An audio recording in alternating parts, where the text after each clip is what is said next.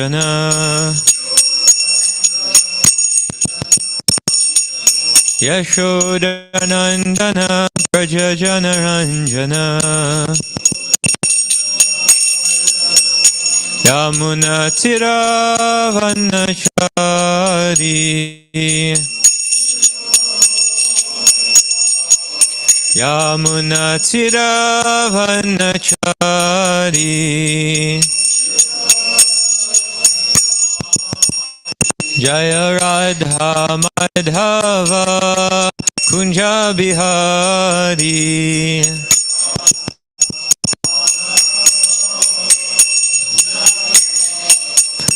Jaya Radha Madhava Kunja Bihari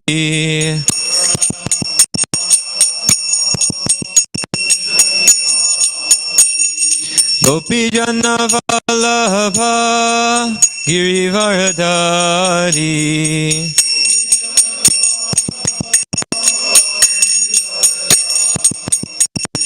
Gopi Jana Vallabha Girivaradari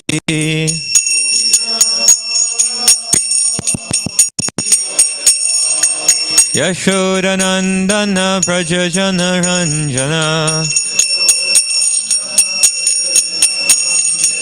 Yashodanandana Prajajana Ranjana Yamunatiravanachari Yamunatiravanachari Jaya Radha Madhava Kunja Bihari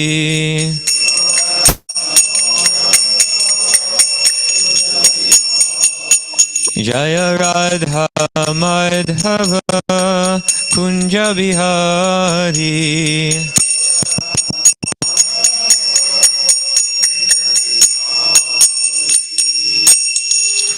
Om Namo Bhagavate Vasudevaya Om Namo Bhagavate Vasudevaya Om Namo Bhagavate Vasudevaya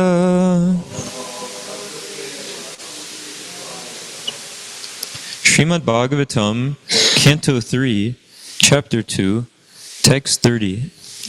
Prayuktan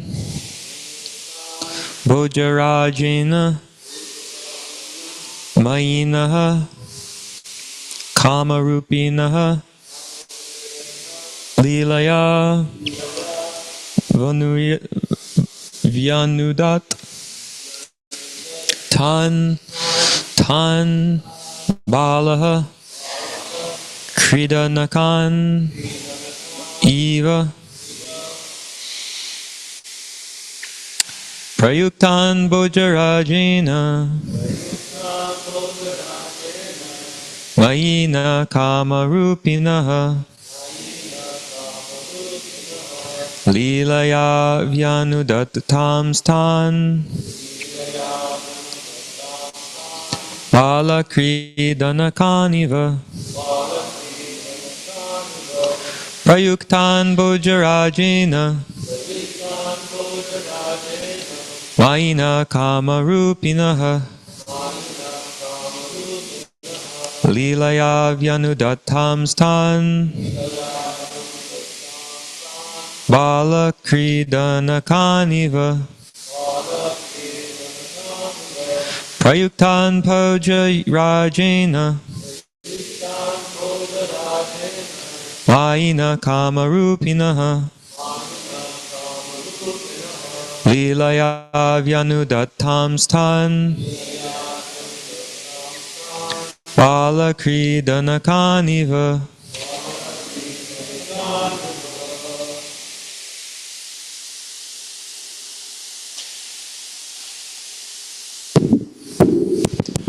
Ayuktan Bojarajena Mayana Kamarupinaha Lilaya Vyanudatangsta Balakridanakaniva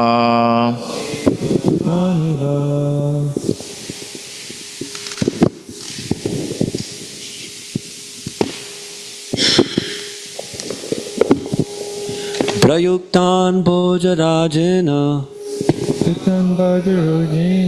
Mayana Kamarupinaha Lilaya Vyanudattam Stan Balakridanakaniva Prayuktan Bojarajena Maina Kamarupinaha Lilaya Vyanudattam Stan Lilaya Vyanudattam Stan Balakridanakaniva Balakridanakaniva. Do you like to chant, Prabhu?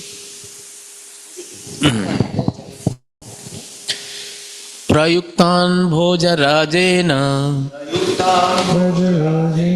Maina Kamarupinaha Lilaya Vyanudattam Stan Balakridanakaniva.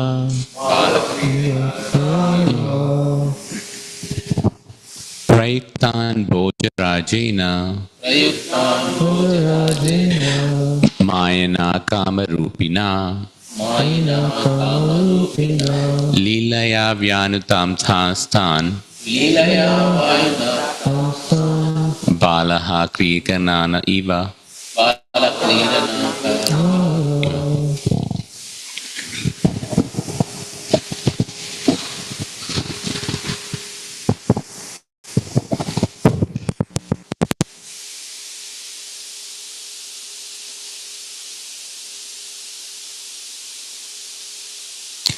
Prayuktan engaged Bojarajena by King Kamsa. Mayanaha, great wizards. Kamarupinaha, who could assume any form they liked. Lilaya, in the course of pastimes. Vyanudat, killed. Tan, them. As they came there.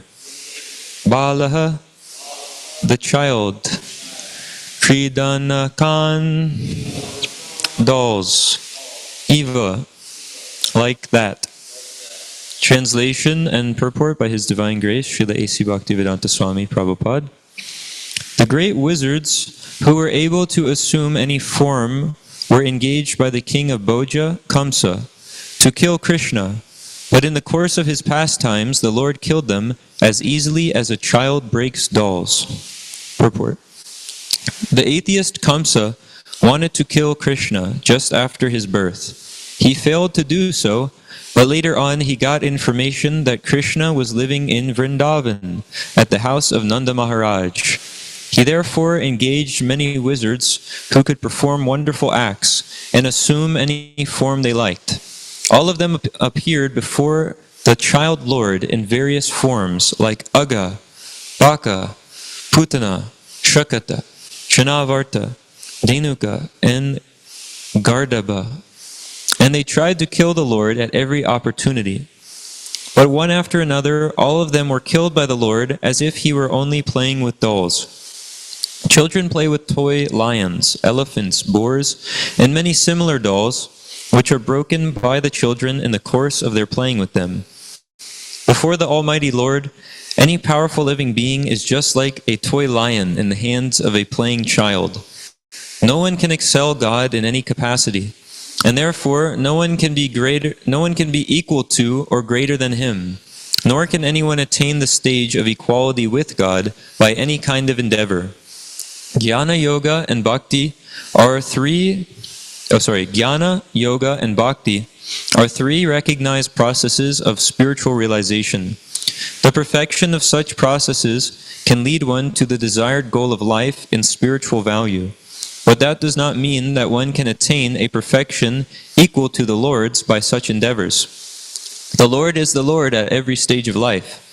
When he was playing just like a child on the lap of his mother, Yashoda Mai, or just like a cowherd boy with his transcendental friends, he continued to remain God without the slightest diminution of his six opulences. Thus he is always unrivaled.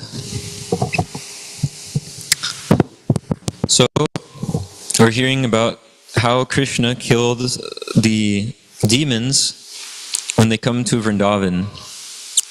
And who's speaking in this part of the Srimad Bhagavatam? Is it Uddhava?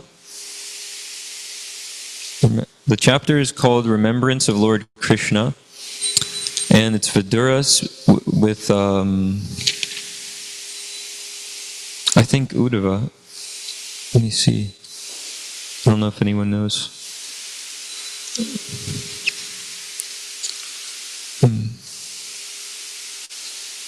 There's a lot of remembrance of Lord Krishna. He's going for many verses. This is Uddhava speaking to Vidura. And Uddhava is explaining that many of these great wizards or yogis they had this kama rupinaha, or kama rupina, means they have this kama, what is it called? Some sort of siddhi with the word kama in it, this yogic perfection where they could transform into any sort of form they liked. And so these great yogis, this is a material perfection. If we hear this today, if we hear about wizards or being able to change into different forms, it might sound very wonderful or not believable. But actually these yogic perfections, most of them are already achieved by just material means, by science. So one of the yogic perfections is to become lighter than the lightest. You make yourself very light and then you can fly. So that's already done. We have airplanes. One doesn't need to go do some austerity for hundreds of years to get this sort of power.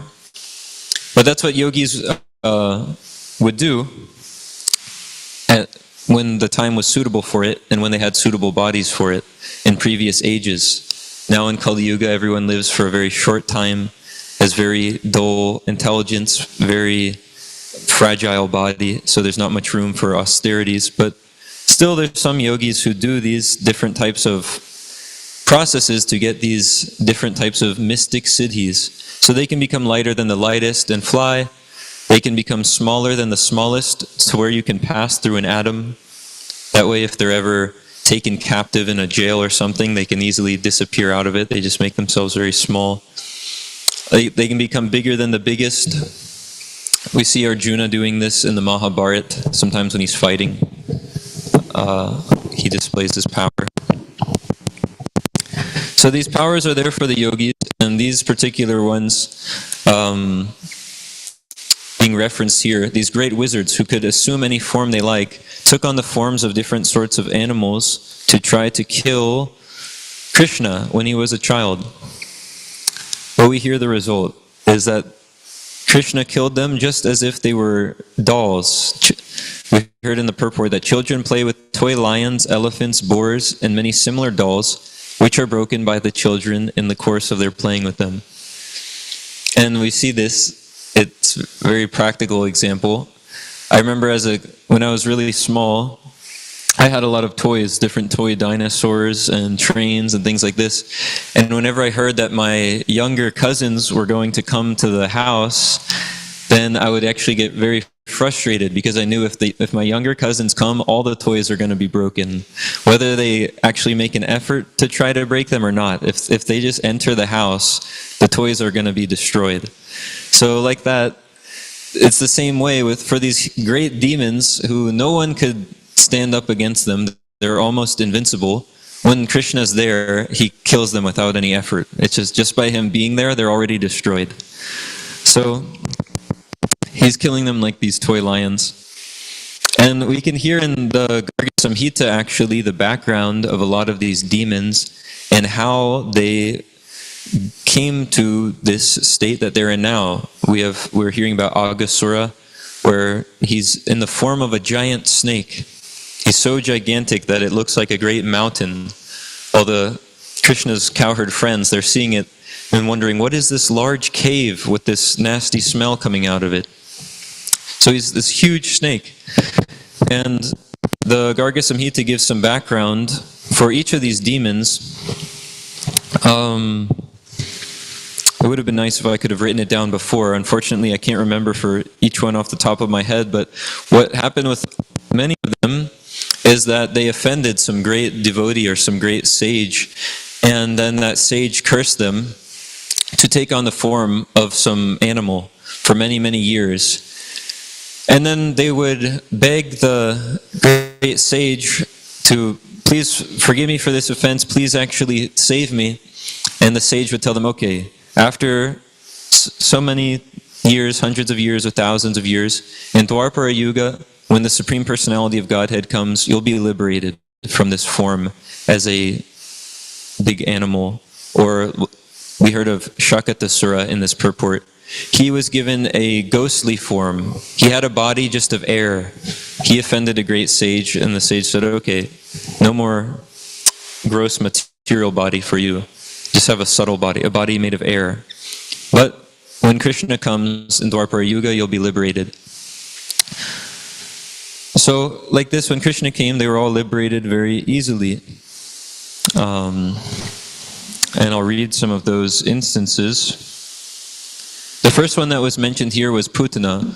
So, we'll see how Krishna, he doesn't have to do some sort of austerity or yoga process or get a degree or whatever it is to become God. He's always God, even when he's a child on the lap of his mother.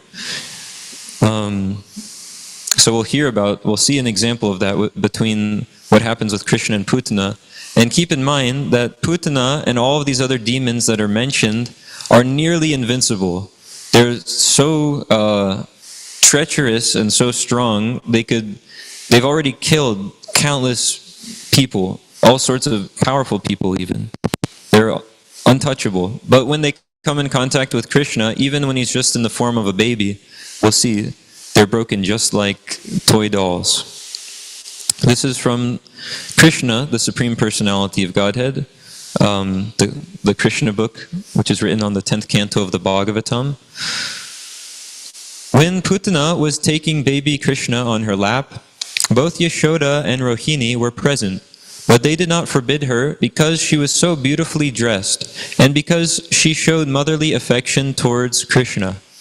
They could not understand that she was a sword within a decorated case. Putana had smeared a very powerful poison on her breasts, and immediately after taking the baby on her lap, she pushed her breastly nipple within his mouth. She was hoping that as soon as he would suck her breast, he would die. But baby Krishna very quickly took the nipple in anger. He sucked the milk poison along with the life air of the demon. In other words, Krishna simultaneously sucked the milk from her breast and killed her by sucking out her life air. Krishna is so merciful that because the demon Putana came to offer her breast milk to him, he fulfilled her desire and accepted her activity as motherly. But to stop her from further nefarious activities, he immediately killed her, and because the demon was killed by Krishna, she got liberation. When Krishna sucked out her very breath, Putana fell down on the ground, spread her arms and legs and began to cry, "Oh child, leave me, leave me." She was crying loudly and perspiring, and her whole body became wet. As she died screaming, there was a tremendous vibration both on the earth and in the sky, in all directions, and people thought that thunderbolts were falling. Thus the nightmare of the Putana witch was over, and she assumed her real feature as a great demon. She opened her fierce mouth and spread her arms and legs all over. She fell exactly as Vritrasura when struck by the thunderbolt of Indra. The long hair on her head was scattered all over her body. Her fallen body extended up to 12 miles and smashed all the trees to pieces, and everyone was struck with wonder upon seeing this gigantic body. Her teeth appeared just like plowed roads, and her nostrils appeared like mountain caves. Her breasts appeared like small hills, and her hair was a vast reddish bush. Her eye sockets appeared like blind wells, and her 2 thighs appeared like 2 banks of a river. Her 2 hands appeared like 2 strongly constructed bridges, and her abdomen seemed like a dried-up lake. All the cowherd men and women became struck with awe and wonder upon seeing this, and the tumultuous sound of her falling shocked their brains and ears and made their hearts beat strongly. So she was 12 miles big, 12-mile big demon who's already killed countless babies by poisoning them and other people. And Krishna, just in the form of a baby, taking the breast milk, kills her instantly. So we see, for him it's no challenge. Therefore, we heard in the purport that no one can excel God in any capacity, and therefore no one can be equal to or greater than him, nor can anyone attain the stage of equality with God by any kind of endeavor. So many personalities claim to be God, and in this way they automatically show their foolishness. Because the minute living entity, part and parcel of the Supreme Lord, the Jiva soul, he's a small part of the Lord, part and parcel. What is it? Brahmasmi. He's a hum Brahmasmi. The soul, he's made of Brahman. He's made of the supreme spiritual substance, the same substance that the Supreme Lord is made of, that the Supreme Brahman is made of. But the difference is in quantity. The minute living entities are minute. They're very small, whereas the Supreme Lord is always great and always unlimited. What's that verse? The Nityo Nityanam Chaitanas Chaitananam Eko Bahunam Yo Vidadati Kaman. So the Supreme Lord and the living entities, they're both spiritual. They're the same quality, but they're the different quantity. And the difference between them is that the Supreme Lord, he's maintaining all these innumerable living entities. They're both eternal, they're both souls, but he is the Supreme Soul. So he's maintaining them. Without his grace and without his sanction, no one can actually do anything. There's a comment upstairs. What is it? The way? Are we ready to hear the comment? Or we're not ready? Okay, we need 1 second to set up so that we can hear your comment, Maharaj.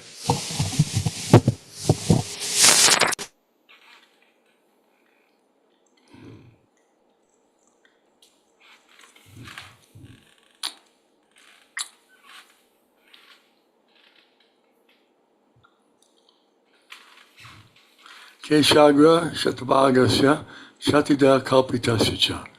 This verse means that the living entity is the size of a hair, the tip of a hair, and divided into 100. And then one of those pieces is divided again into 100.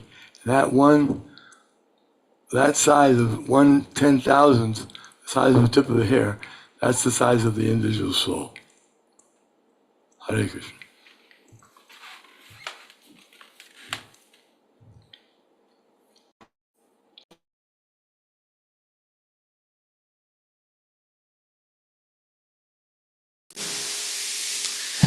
So that's the size of, thank you Maharaj. That's the size of the soul, is 1/10,000th the tip of the hair. Smaller than an atom. And this information is given in the Vedas, such as the Bhagavad Gita, and there's many other Vedic texts, and the Srimad Bhagavatam. And if we look at these literatures, we can understand that they were compiled 5,000 years ago.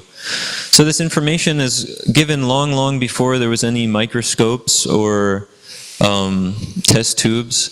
or any of these things, or some sort of photographic machinery, but still this information is there. So how is that possible?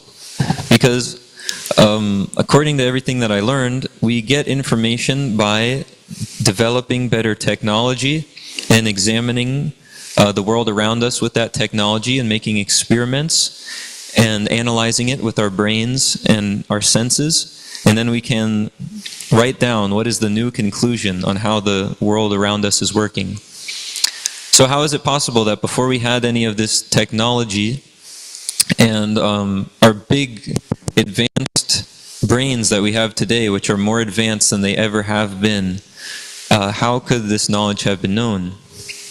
Well, we see to get knowledge, you should get it from a good source. So the Vedas and those who are following the Vedic culture, they receive their knowledge from a perfect source, from Krishna, the source of all knowledge. Krishna explains in the Bhagavad Gita that he's the knower of the Vedas, he's the compiler of the Vedas, and he's the goal of the Vedas. And Veda means knowledge. So all of knowledge is coming from Krishna, and Krishna and his eternal associates are perfect. There's no imperfection in Krishna. He does not have materially contaminated senses, whereas the conditioned souls in the material world, anyone who is embodied and conditioned by material nature, has major imperfections, 4 imperfections. One is imperfect senses. So our eyes are completely conditioned. If there's not enough light in this room, I can't tell what's 4 feet in front of me. And there's only so much, if you see in the science textbook, there's only so much in the light spectrum we can see. There's a spectrum this big of light. You can see about this much of it. I can only hear in so far of a range of sound, of pitch and decibels. There's only so much of that my ears are able to hear, whereas a dog can hear more of it. Like this. So our senses, they're imperfect. And even the mind, this is another one of the senses, it's imperfect. We might interpret something the wrong way. We see something or hear about something and we get the wrong idea.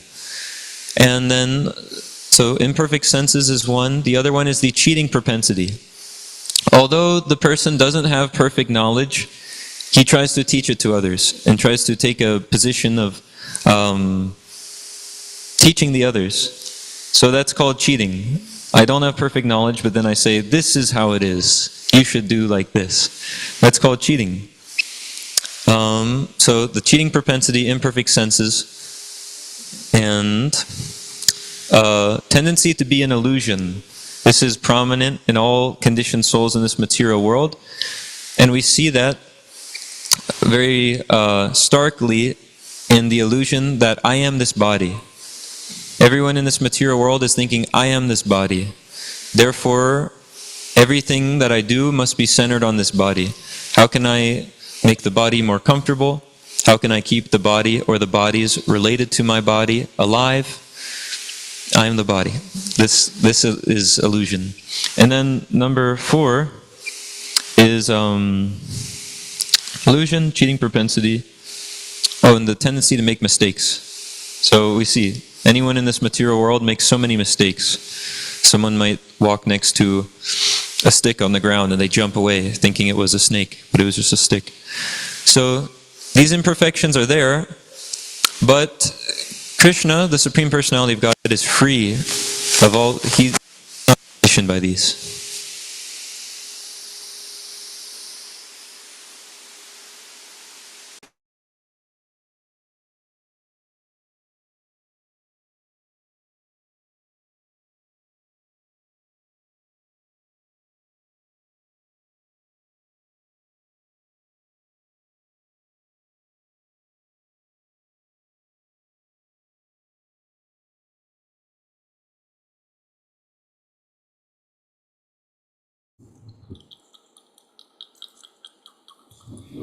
Hare Krishna. So Maharaj wanted to make the comment, Brahma refers to making mistakes, Pramada refers to Illusion. illusion. Vipralipsa is the cheating propensity, and Karna Patava refers to imperfect senses.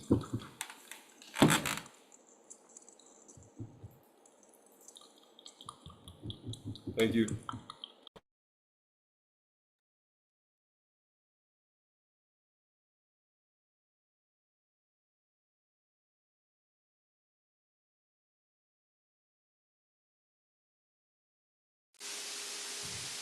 Thank you, Maharaj. So with all of these defects, where is the question of getting perfect knowledge? So therefore, in order to get perfect knowledge, we must take it from the perfect source, and that means we have to take it from someone who's free from all of these defects. So that means Krishna. He is never conditioned by nature because he's the creator of nature. Vayadhyakshena prakriti suyate sacharacharam hetunanena kunteya jagat viparivartate. This divine energy of mine is very difficult to overcome, but those who have surrendered unto me can easily cross beyond it, he says. So whose energy is it? All of this energy around, all this nature that we see in this world. Most of the scientists say that the supreme cause of things, or the way things is functioning, is due to nature. But whose nature is it? It's Krishna's nature. He says, Mayadhyakshena prakriti suyate sacharacharam. This divine energy of mine, he says, it's very difficult to overcome. So we won't overcome it just with our imperfect senses or our big brains or speculating, making up new ideas. We can see in the modern process for getting knowledge, it's imperfect because the conclusions or the truths, the knowledge that's given changes every year, every 5 years, every 10 years. If you look at anything you want to know the truth about, such as, you can do this right now, you can Google this. Whatever you want to know the truth about, such as the age of the universe, or how are living entities automatically knowing what to do to survive right when they're born. The birds know to open their mouth and the mother drops the food in. Or if there's some danger, a living entity just immediately knows to avoid it, jump out. So how are things, what is instinct? All these kind of things. But okay, for example, the age of the universe. If you Google what is the age of the universe and what has it been explained as throughout history, you can see a chart for this or any other truth, and you'll see every year the theory changes. So in 1910, they say the universe is this many years old. In 1920, they say the universe is eternal. In 1930, they say the universe is actually it's lasted a long time. And then, so like this, every year they're changing the theories. So that's not perfect knowledge to say that this is the fact, and then later on say, actually, with our new advancements, we've discovered that wasn't the fact. Now, this is the fact. That's not perfect knowledge. But when we hear from Krishna in the Bhagavad Gita, he says, Dehinosmin yata dehe kamaram yovanam jara tata dehantara praptir diras tatra namuyati. That the embodied soul is passing from boyhood to youth to old age. Similarly, at death, he'll pass to another body, and the self-realized soul is not bewildered by such a change. And he explains to Arjuna that never is there a time where you, nor I, nor all these kings did not exist, nor is there any time where we will ever cease to be. He says the soul, the living entity, is eternal. He's undying, he's primeval. He's not slain when the body is slain. He's never born, and he never comes out of existence. He never dies. So that's what Krishna says in the Bhagavad Gita.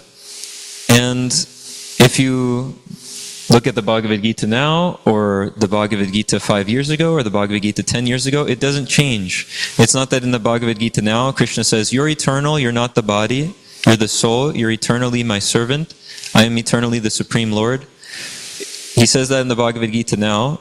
And if you look at the Bhagavad Gita 5 years ago, Krishna says, actually, the soul is temporary, and you might be the body, and maybe you're God. No, he doesn't say that. He doesn't change his theory, but he gives knowledge. So that means it doesn't change. It's just the fact. It is what it is, eternally.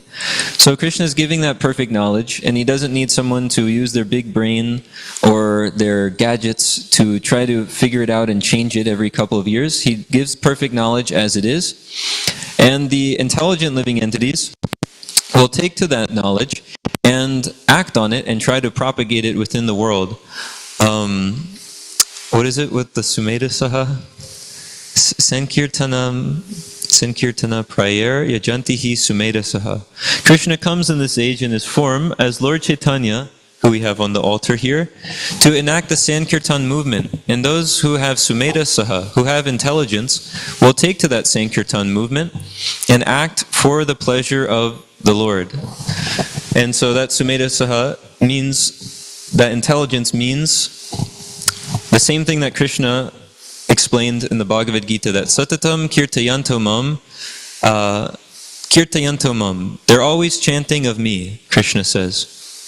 That's what the intelligent people do, or the devotees of the Lord. They're always chanting the glories of Krishna. They're always speaking about Krishna. They're always, he says, just always think of me, remember me, become my devotee, your service unto me. And this way you will surely come to me, he explains to Arjuna. So this is what an intelligent person does. They see that, okay, Krishna is perfect. He's the Supreme Lord.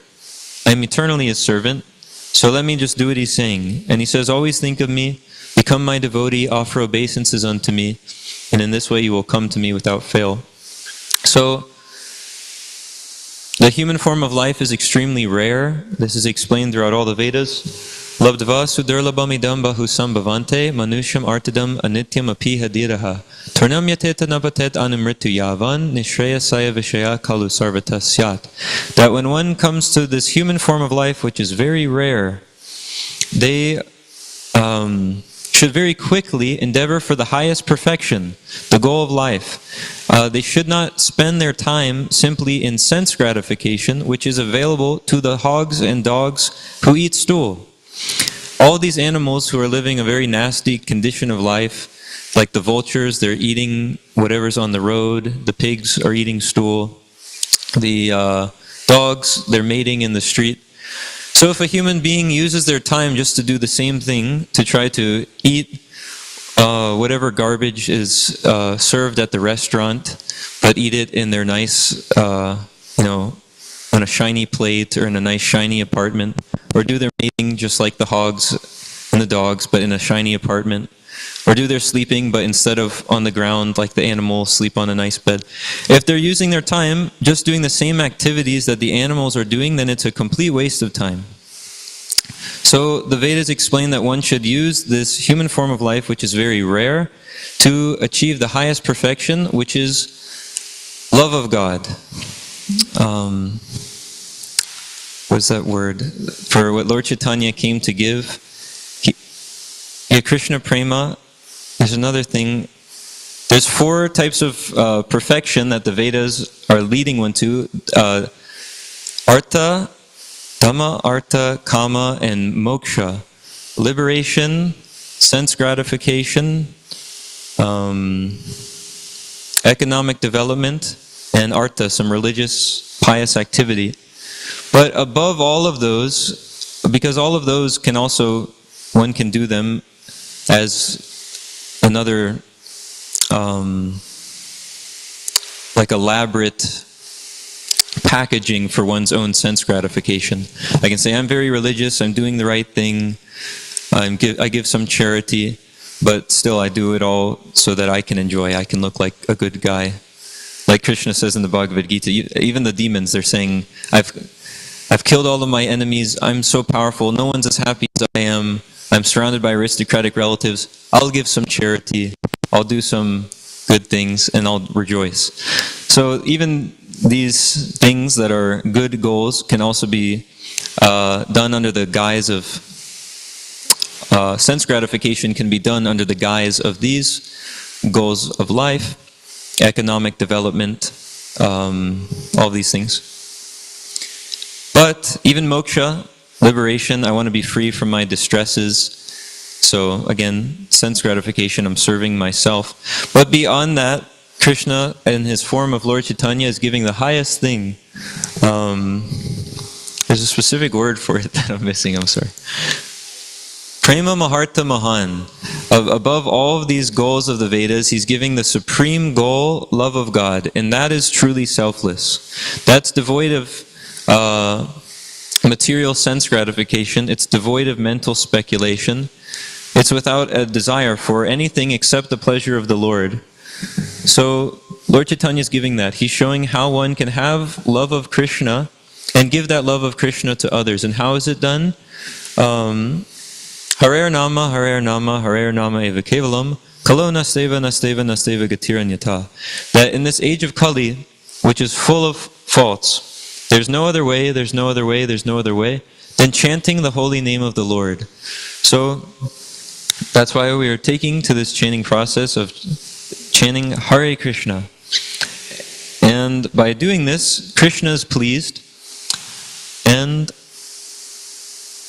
in that way, there's no problems. One can actually become free from all material entanglements. What are those entanglements? In the material world, we're full of so many bad qualities. We might want to do some good in the world, but we see, what good qualities do I have? My heart is filled with lust, anger, greed, all of these things.